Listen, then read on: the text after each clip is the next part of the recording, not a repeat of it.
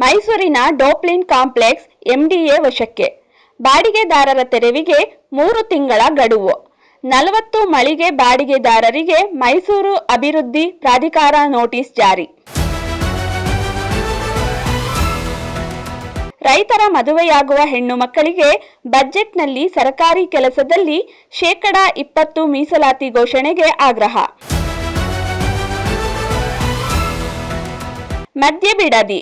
ರಾಮನಗರ ಹಳಿ ತಪ್ಪಿದ ಗೂಡ್ಸ್ ರೈಲು.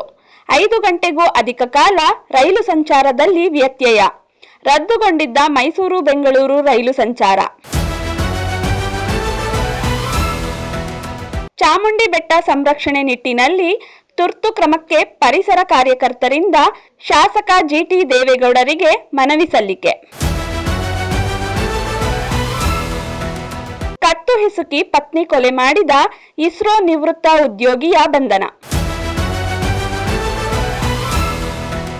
KRS ಕಬಿನಿಯಲ್ಲಿ 52 TMC ಅಡಿ ನೀರಿದ್ದು, ಈ ಬೇಸಿಗೆಯಲ್ಲಿ ಬೆಂಗಳೂರಿಗೆ ನೀರಿನ ಕೊರತೆ ಇಲ್ಲ.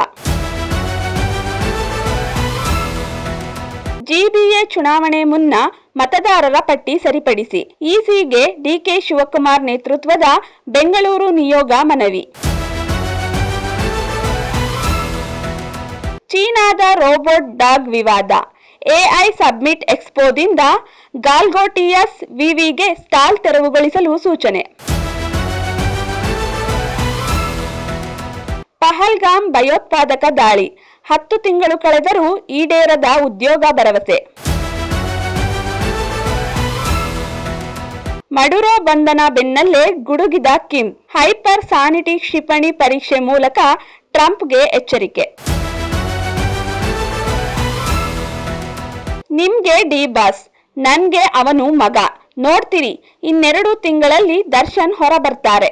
ರವಿಚಂದ್ರನ್.